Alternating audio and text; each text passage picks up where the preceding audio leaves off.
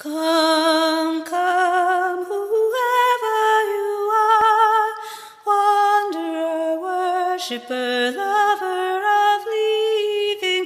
Ours is no caravan of despair. Come, yet again come. Come, come, whoever you are, wanderer, worshipper, lover of leaving. Ours is no caravan of despair.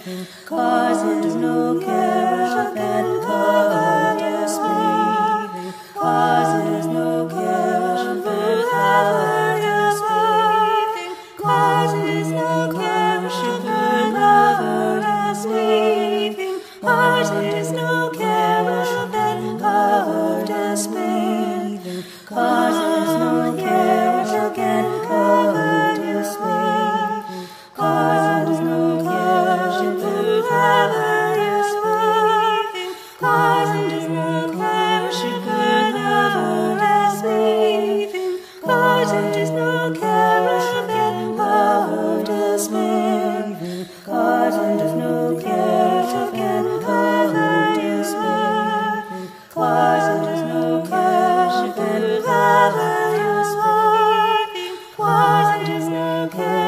caravan of despair. Ours is no caravan of despair. Ours is no caravan of despair. Ours is no caravan of despair. Ours is no caravan of despair. Come, yet again come.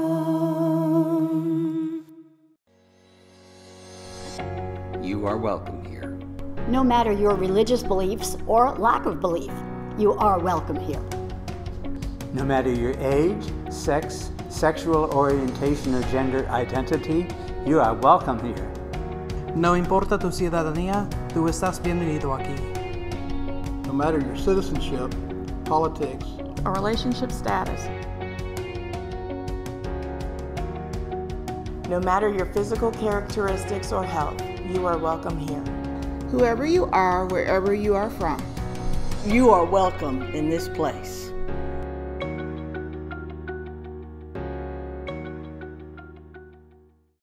Good morning, and welcome to the online worship for the Unitarian Universalist Fellowship of Montgomery for Sunday, September 13, 2020.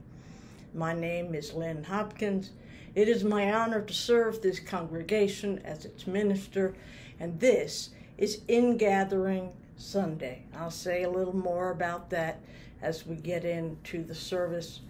For now, I want to welcome you into this hour of worship with these words from retired minister and former president of the Star King School for the Ministry, the Reverend Rebecca Parker. As human beings, our lives begin and never leave the soil of this earth that shapes us through blood, kinship, genes, culture, associations, social systems, networks of relationships, and extended communities. Even when we do not directly know the people whose lives are linked with ours, our lives unfold in relationship to theirs. And this is how it is with covenant as well. We are born into relationship before we shape relationships by our conscious intention. We inherit covenant before we create covenant. We do not make ourselves. We are given this gift of life, the gift of the earth that sustains life, and the gift of one another here, now, and in all the generations leading up to now. Covenant making must begin with the question, what have we been given, and what is the covenant we are already in?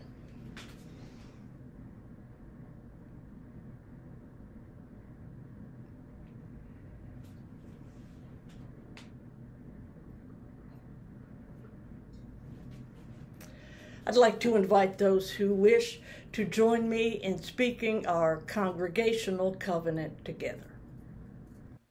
We, the members and friends of the Unitarian Universalist Fellowship of Montgomery, promise to serve our community with open minds, willing hearts, and helping hands as we respect one another, honoring that our perceptions may differ, value our differences, working to better understand them in conflict, give joyfully of ourselves, being in harmony with our capabilities, and embrace our connections with each other, nature, the global community, and the great mystery of life. And now we will hear from our coordinator of religious education, Roger Burdett, with A Time for All Ages. When you see something that's not right, not fair, not just, you have to do something. You have to say something. And that is the theme of today's Time for All Ages.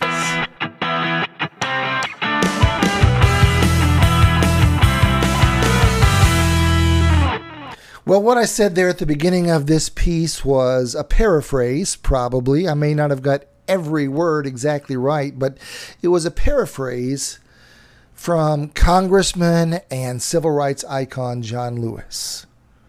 Mr. Lewis died recently. I think most of us know that. And through the course of his life has taken him through Montgomery, and recently his body was taken through Montgomery on his way to his final resting place. And as I've been thinking about Mr. Lewis's life and death, I also thought about somebody else. Honestly, I was traveling. I went to Memphis for a little day trip.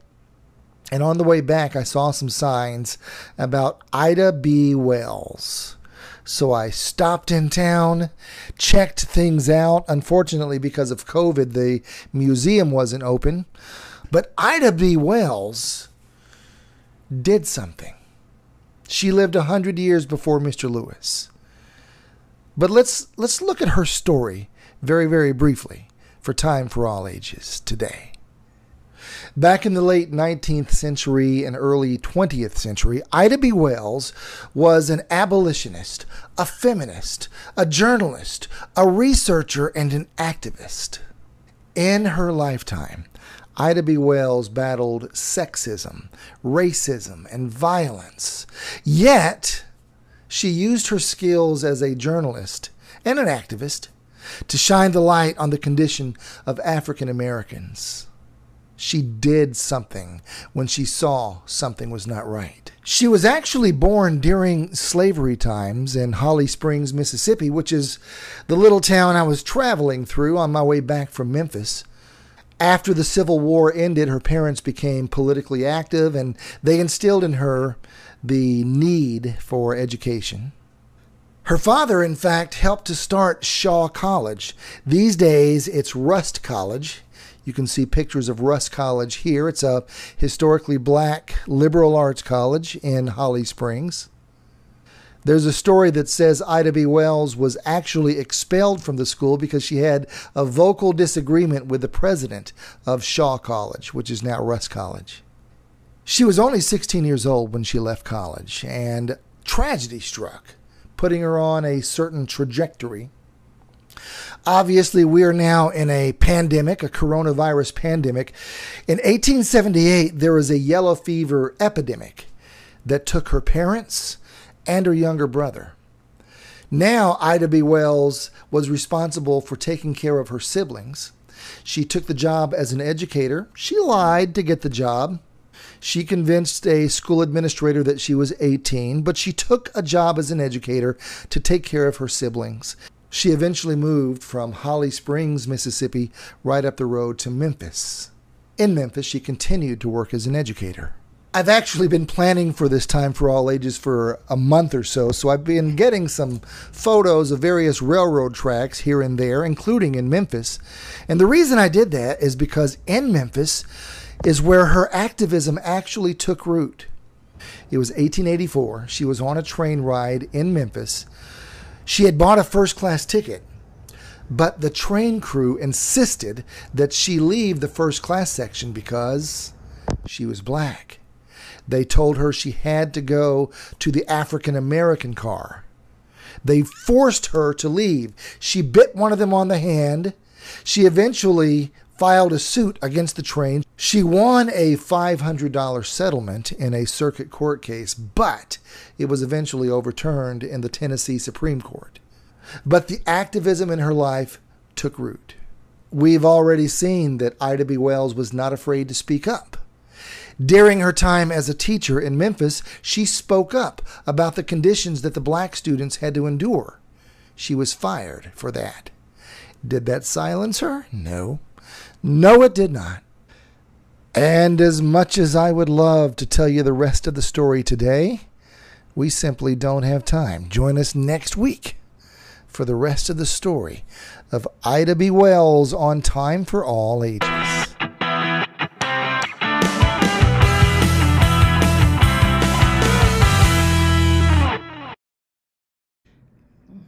I mentioned this is a bit of a special Sunday, Ingathering Sunday.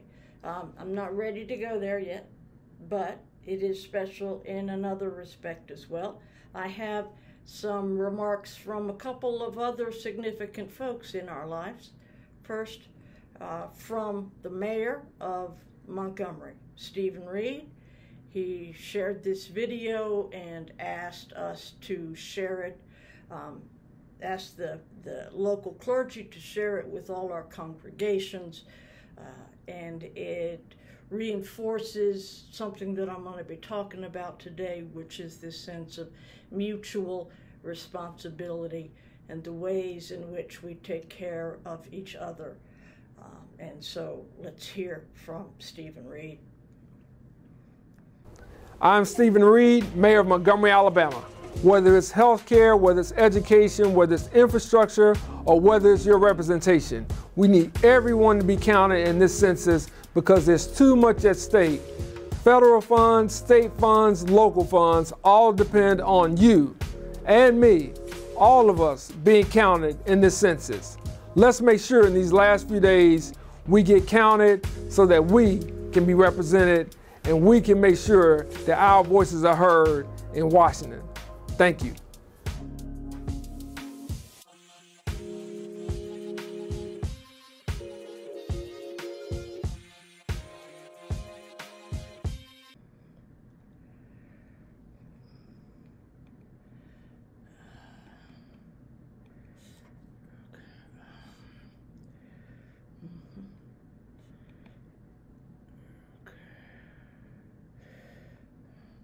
Another of the folks I want to hear from today, I don't have a video from her, but I do have a written statement from the president of the Unitarian Universalist Association, the Reverend Susan Frederick Gray sent this out, and I'm not going to share the whole thing with you because it's long, but I do want to share some of her words because really they're intended for you, the members of our congregations. So this is a letter from Susan Frederick Gray. Religious community is one of the containers to express our collective grief and to be strengthened by the knowledge that we are not alone. This experience of interdependence creates compassion and calls us to ask from that act and calls, start again. Religious community is one of the containers to express our collective grief and to be strengthened by the knowledge that we are not alone. This experience of interdependence creates compassion and calls us to act from that place of love for the things we hold most deeply. It kindles in us the courage to confront systems of injustice and nurture new practices of justice and care. We hold in our prayers Jacob Blake, who was paralyzed after being shot in the back by the Kenosha police. We pray for his family, especially his children who witnessed this violence. We pray for the loved ones of those killed and injured in Kenosha after a white nationalist shot into a crowd of protesters. We pray for movement leaders and those witnessing for Black Lives Matter. We pray for people in California, Iowa, Louisiana, Arkansas, and Oregon, trying to survive in the midst of unprecedented fires and storms. We pray for our children, their parents, their caregivers, and teachers who are navigating unbelievable challenges while at the same time they are teaching little ones and youth how to love and thrive. And to everyone, I send my deep care to you and your loved ones and families. Thank you for the ways you bring so much care and commitment to your congregations, communities, and to this faith we share, Unitarian Universalism. I love you. I am with you. I am praying with and for you always. Susan Frederick Gray. There's this passage in the Hebrew Scriptures in the book of Isaiah where the God of the Hebrews, Adonai, is giving assurances to Israel while they're in Babylonian captivity. Most scholars agree there's at least two people represented by the figure of Isaiah, probably three. This one is known as Second Isaiah. Speaking the words of Adonai, he says, "Look, I am doing, or about to do, a new thing. Don't you see it?" The passage goes on to describe making streams in the barren desert, pathways through the wilderness. This is a passage where we get the expression to make a way out of no way. Ingathering is a time of new beginnings in the cycle of our liturgical or church year. But for some reason I can't explain, this passage has been pressing on me this week. It's certainly not because I've seen any great signs of a better day right around the corner.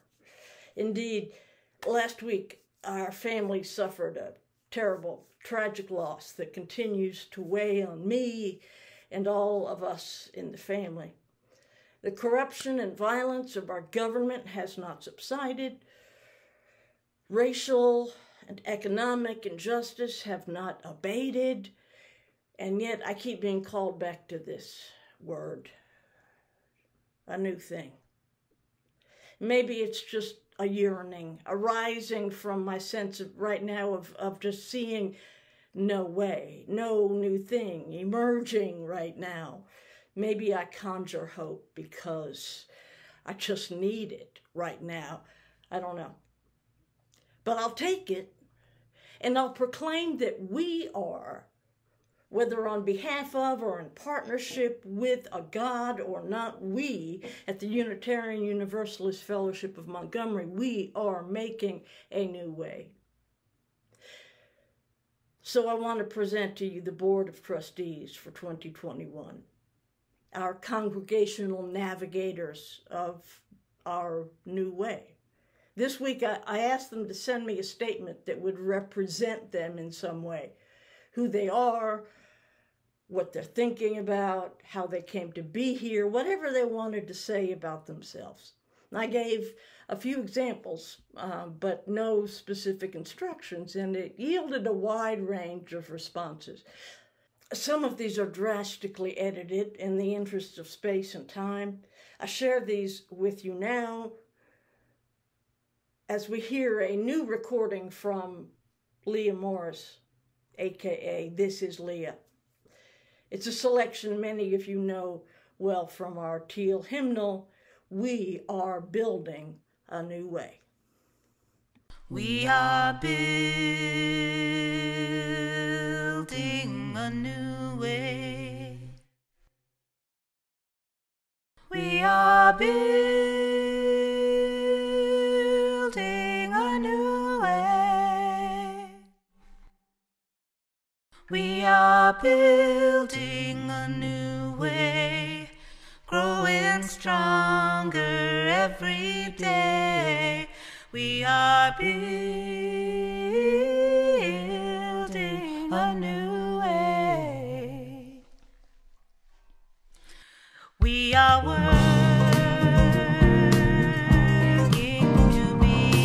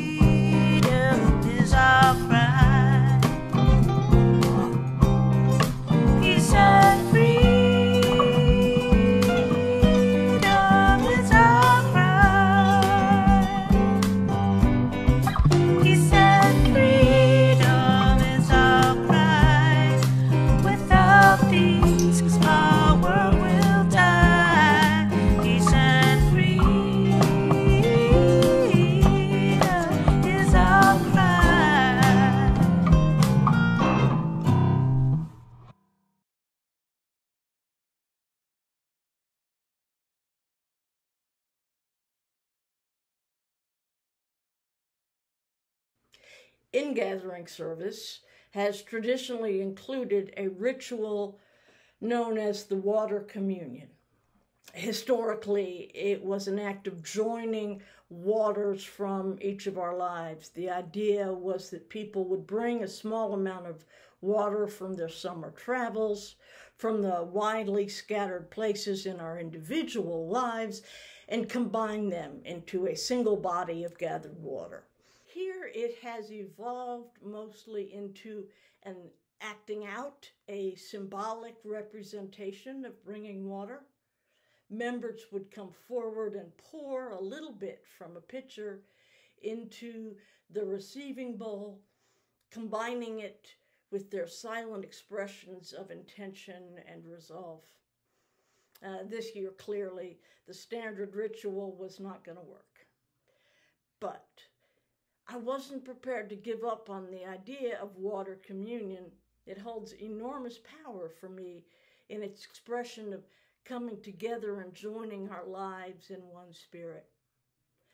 So, at the suggestion of a friend, I looked back to the ancient origins of pouring rituals, a practice of ritual sacrifice and dedication that we find in indigenous traditions around the world, known as libation. Well, I can't ask you to bring your water into the physical space. I encourage you now to bring your spirit and intention into this sacred space of our virtual gathering. This morning, I want to offer up our waters.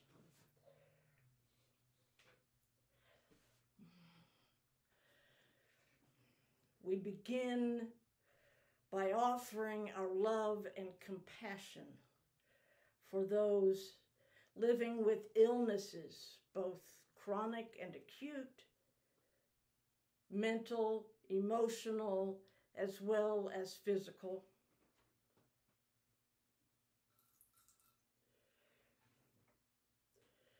For the caregivers and families of people who struggle with illness and disability, and for those facing fear of illness, faced with the decisions and dilemmas that come with having others, family members and loved ones depending on them.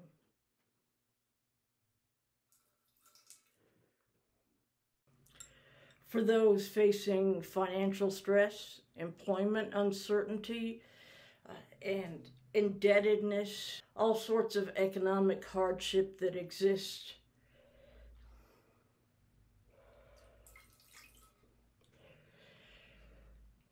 For those facing daily indignities of racism, sexism, heterosexism, ableism, and all forms of bigotry and ignorance.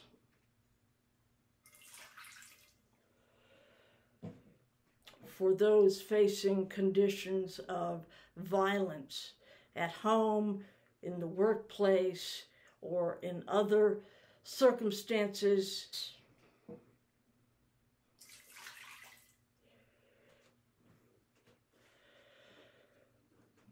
We offer our appreciation and encouragement for those who teach and care for children and the support staff who make that possible. For those who fight to heal and reform systems from within in government, military, law enforcement, justice, incarceration, all of those who struggle against cultures of white supremacy and retribution in order to bring about the right.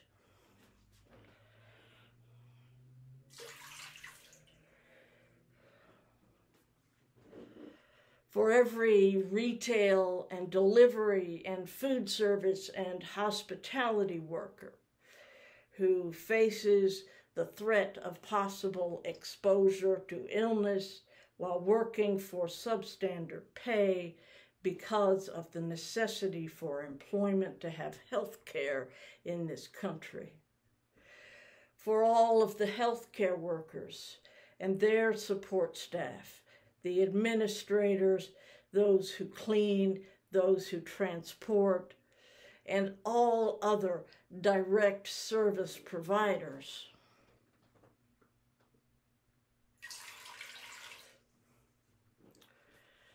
For the journalists, investigators, documentarians, and historians, whistleblowers, prophets, public witnesses who risk public image and careers and more to make the truth known.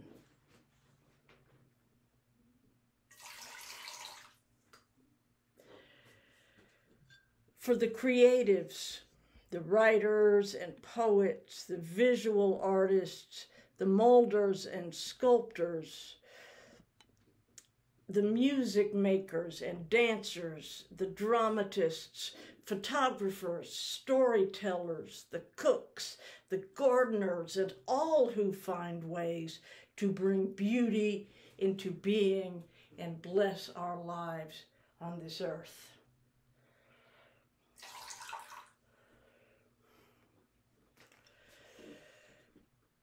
We offer our gratitude and awe for the persistence of life on Earth so far, despite the intense and relentless assaults by what we call technological advancement. For the creative impulse that continues to bring art and light in times of such deep darkness.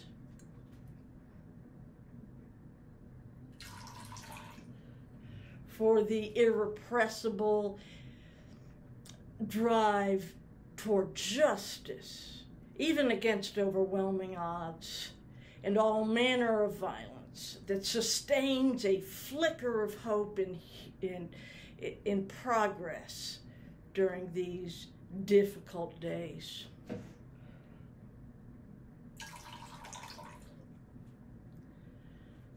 For the power of human connection, holding the possibility of reconciliation and even healing, even in the shadow of atrocity.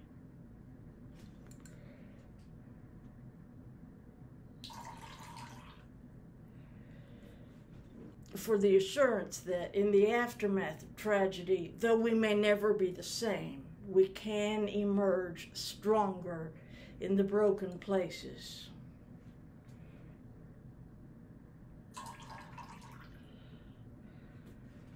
For a religious tradition that repudiates any definition of the eternal mysteries and binds us together in an ongoing journey of spirit, exploration, compassion, and transformation.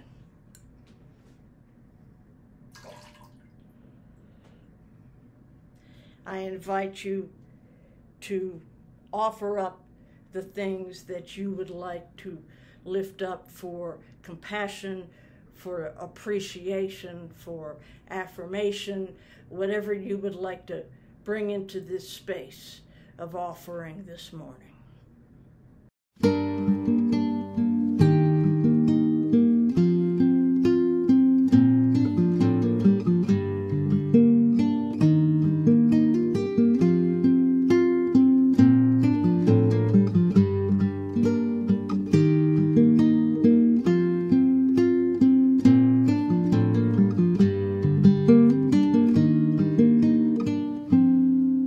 By the still water I go to meet my guide. Truth restores my soul, I never walk alone.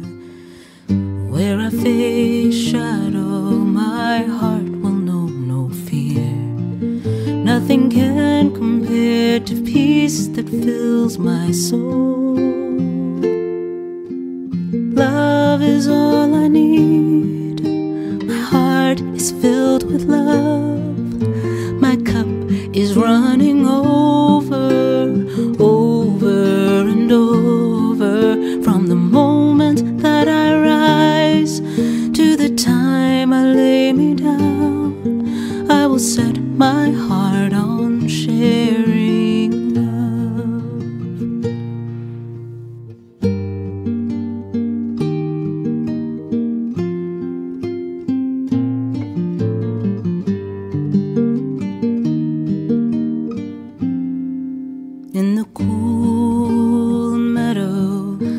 God greets me with a song, and in every voice I know I hear my own. Rare, sweet silence, I keep you here in me, and with every breath I never walk alone.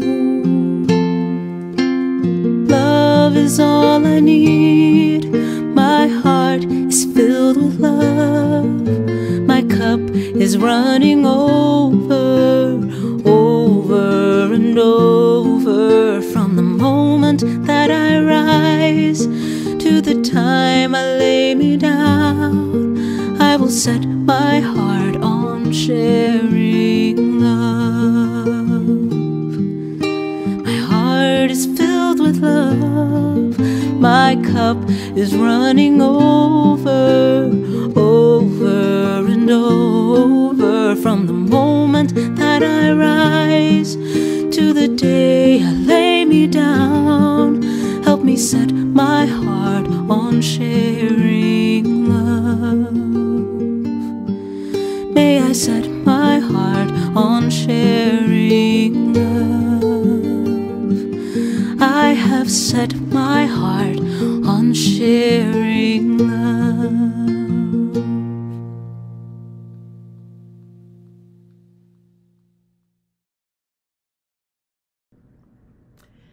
And a regular part of our Ingathering service is a celebration of membership, and we're going to do that next week, honoring the new members, new since we began social distancing.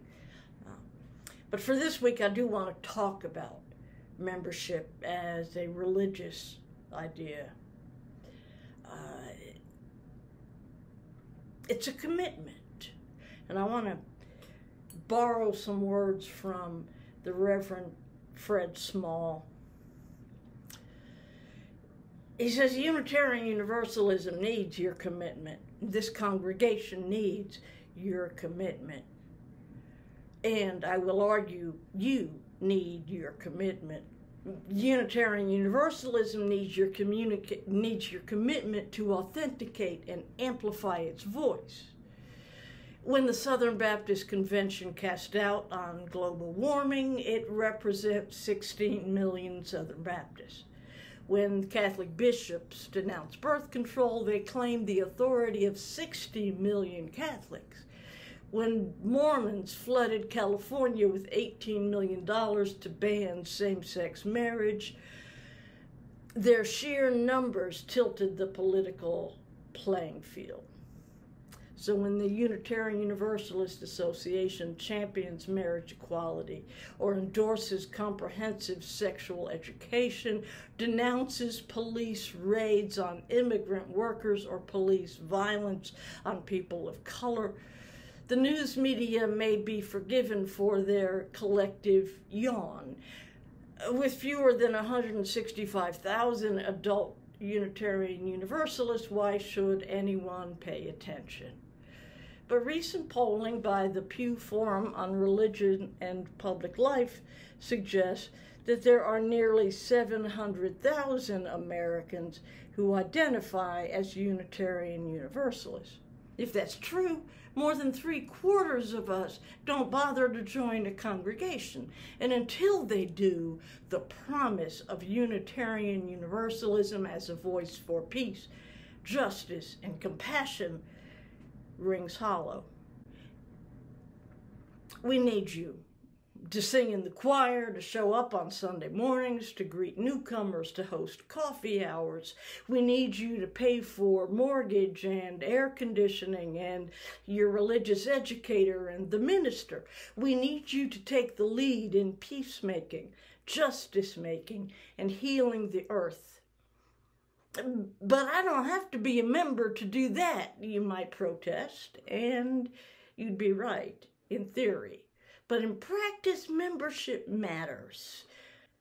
Membership means ownership. Without it, crucial congregational decisions, the course we chart, the ministers we call, the projects we spend your money on, are made without your wisdom or your consent. Membership means a shift in consciousness from consumer to owner-operator. We need your ownership, and so do you. Commitment is an act of spiritual growth because commitment changes us. Commitment fortifies and humbles the self.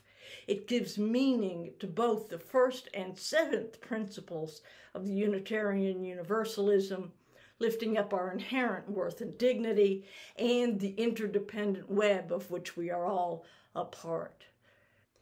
But commitment in the very best sense also puts us in our place, because our place is in community with others, without whom we struggle in painful isolation and self-deluding self-reliance.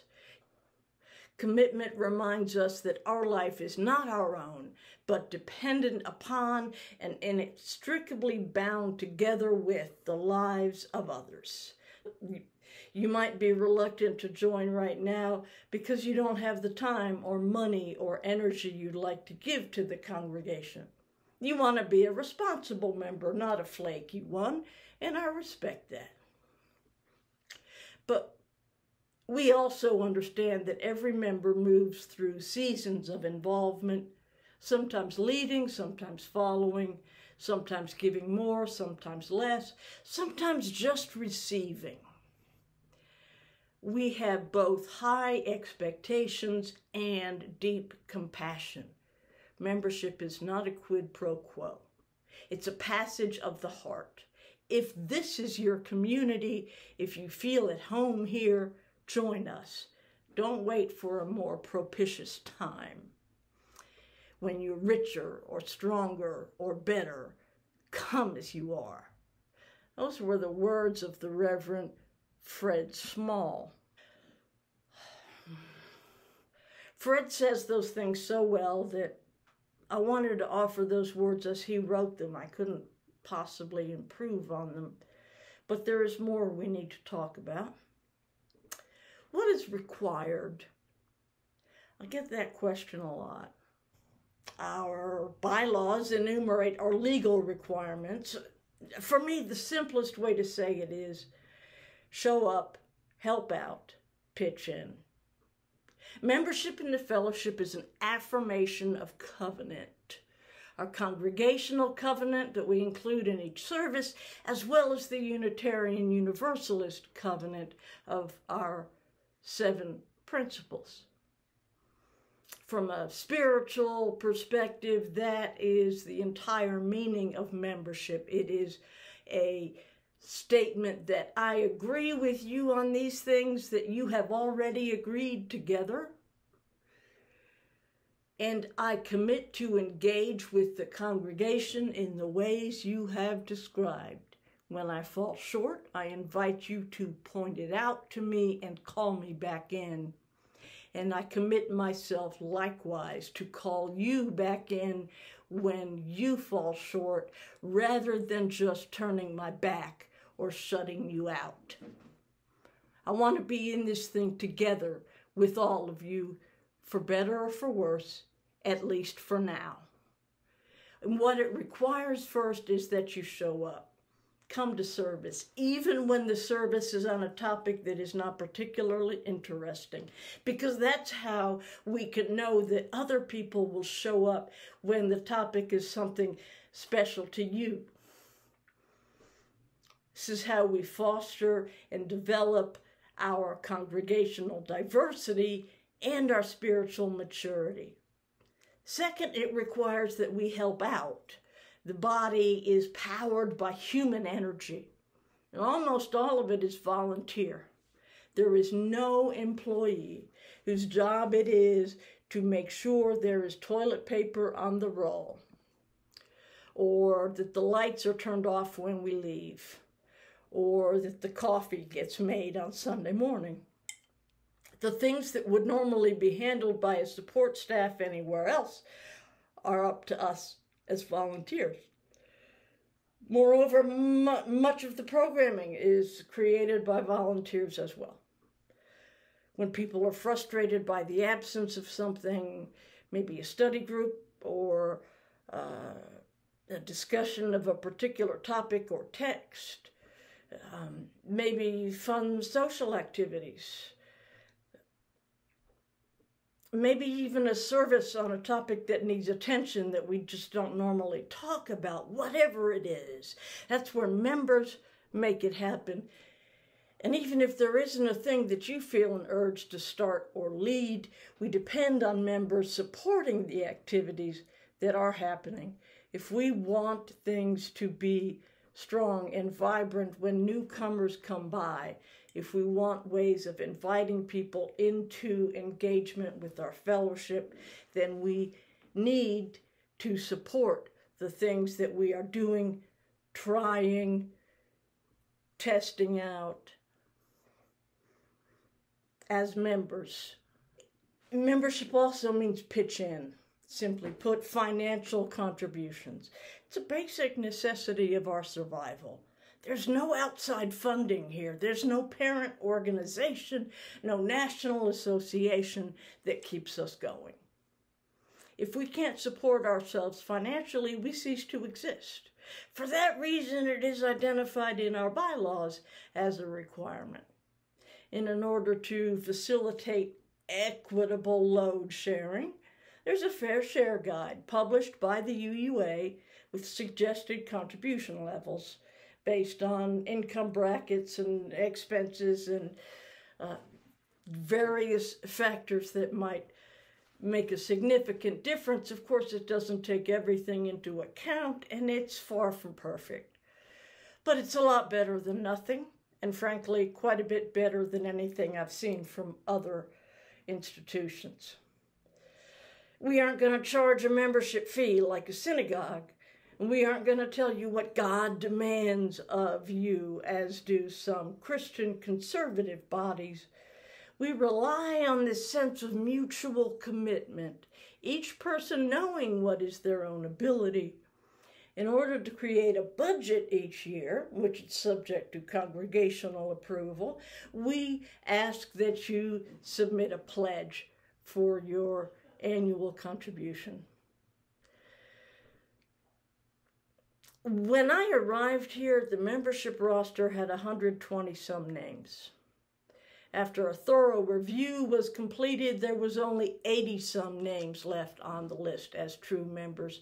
Some had died, others moved away, many stopped attending, or were still around but stopped making contributions. So now we ask you each year to fill out a renewal form, to renew your membership along with your pledge each year. And in fact, members rejoin every spring. Those who don't renew after 6 months drop off the membership list. One year we sent a letter out to people who hadn't renewed. Basically said, hey, according to our bylaws, your membership is expired. If that's what you want to do, we're sorry to lose you. But if it's not what you want to do, please just let us know by filling out this form. If you can't afford to make a pledge, no problem, we can work that out. Just let us know. I didn't write the letter, but I thought it was a pretty good letter. Turned out few people got really offended. Some of them left.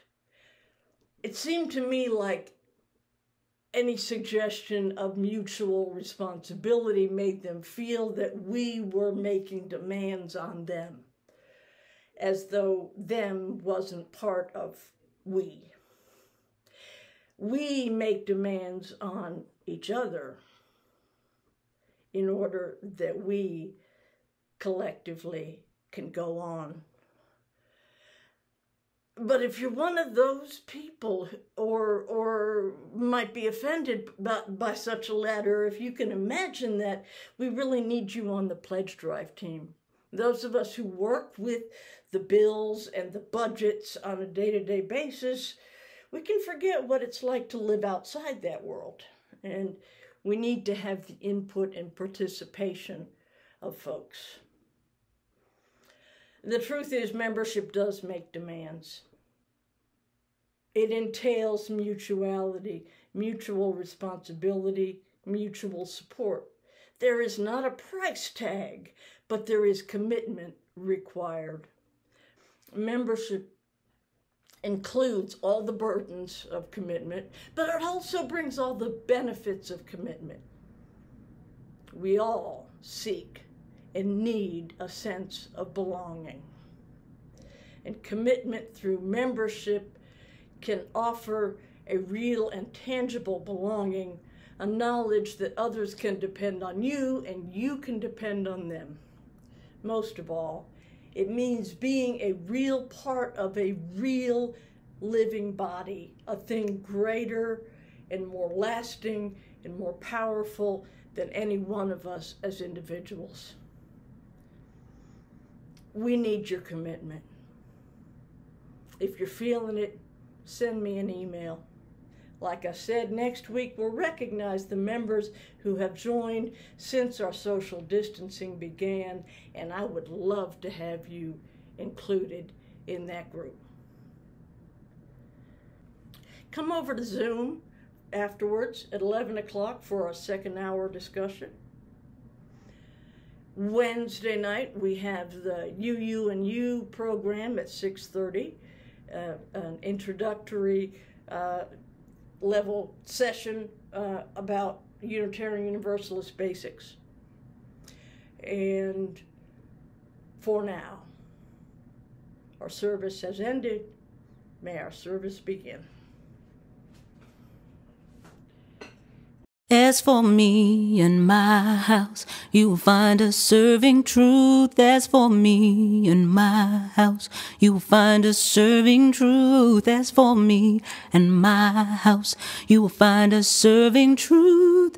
Truth for all right now. As for me and my house, you will find us serving peace. As for me and my house, you will find us serving peace. As for me and my house, you will find us serving peace. Peace for all right now. As for me and my house, you will find us serving love. As for me and my house, you will find us serving love. As for me and my house, you will find us serving love. Love for all right now. Let there be peace for all right now. Let's speak the truth to all right now.